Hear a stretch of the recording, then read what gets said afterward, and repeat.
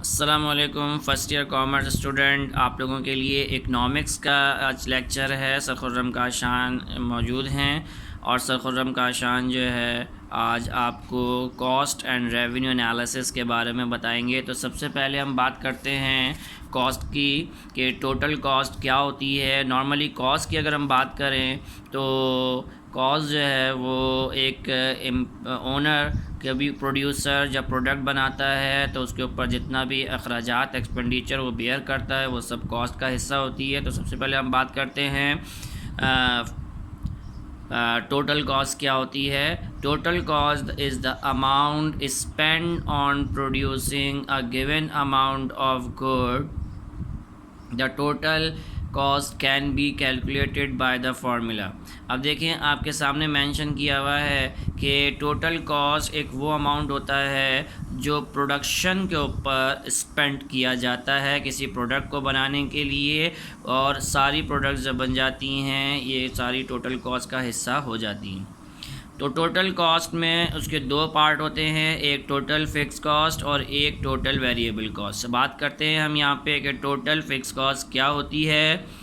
The total fix cost are those cost that do not vary as the level of production changes. कह रहे हैं कि अगर total cost आपको मालूम करनी हो तो आपकी जो प्रोडक्शन होती है, जो उस पर ख़र्च कर रहे हैं आप, जो एक्सपेंडिचर्स कर रहे हैं वो अगर तब्दील ना हो, यानी प्रोडक्शन इंक्रीज़ होती भी जाए लेकिन आपकी कॉस्ट ऐसी कॉस्ट जिसमें कोई फ़र्क ना आए। जैसे कि अगर मैं आपसे कहूँ कि आपने बिल्डिंग परचेज़ की तो एक दफ़ा आपने बिल्डिंग परचेज़ की, बिज़नेस के लिए मशीन परचेज़ की तो एक दफ़ा आपने मशीन परचेज़ की, और ये सारे ख़र्चे जो हैं वो क्या कहलाएंगे, फ़िक्स टोटल फ़िक्स कॉस्ट कहलाएंगे। Other word they are dependent of output. इसका ताल्लुक़ आउटपुट से नहीं है, प्रोडक्शन होती भी रहेगी तो उसके ऊपर कोई फ़र्क नहीं पड़ेगा।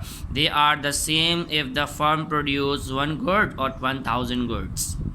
उसके बाद हम बात करते हैं variable cost. Total variable cost को प्राइम कॉस्ट भी कहा जाता है। Variable cost are those cost that vary in the proportion to the level of output.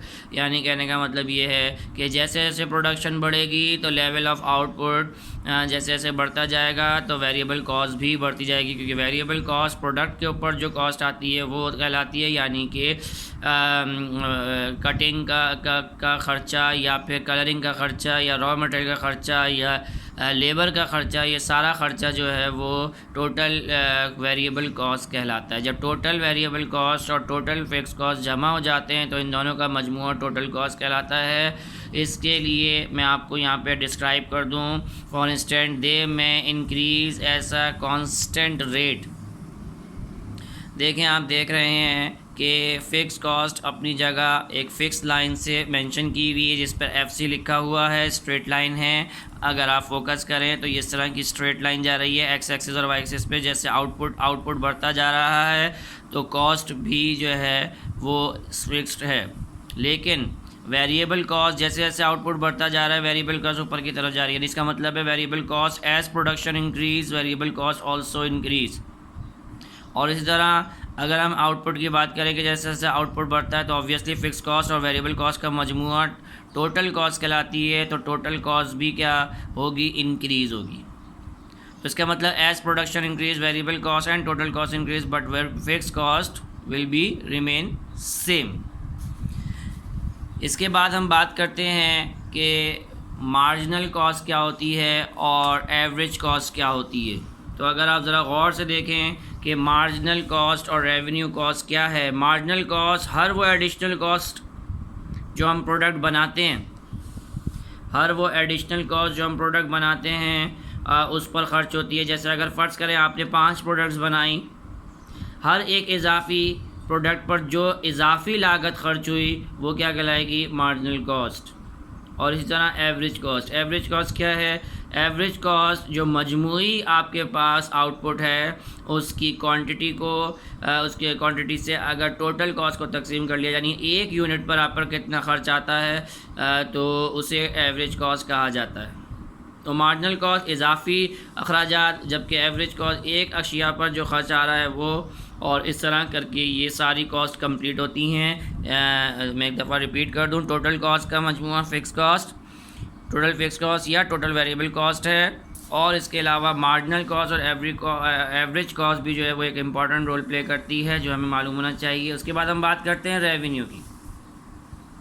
Revenue की बात करते हैं। टोटल रेवेन्यूज और total money receive from the sale of any given quantity of output. कह रहे हैं कि टोटल रेवेन्यू वो अमाउंट होता है जो आप क्वांटिटी ऑफ गुड्स से हासिल करते हैं। Total revenue is calculated by taking the price of the sale time the quantity sold, यानी जो प्राइस आप सेल कर रहे हैं और जितनी क्वांटिटी आप सेल कर रहे हैं उसके मुताबिक आप उसको उसके मुताबिक मालूम कर सकते हैं। जैसे यहाँ पे 10 रुपीज़ के हिसाब से 14 यूनिट्स जो है वो सेल हो रहे हैं, तो टोटल रेवेन्यू आपका 140 है। इसी तरह 12 प्राइस के हिसाब से 13 यूनिट सेल हो रहे हैं, तो 156 आपका रेवेन्यू है।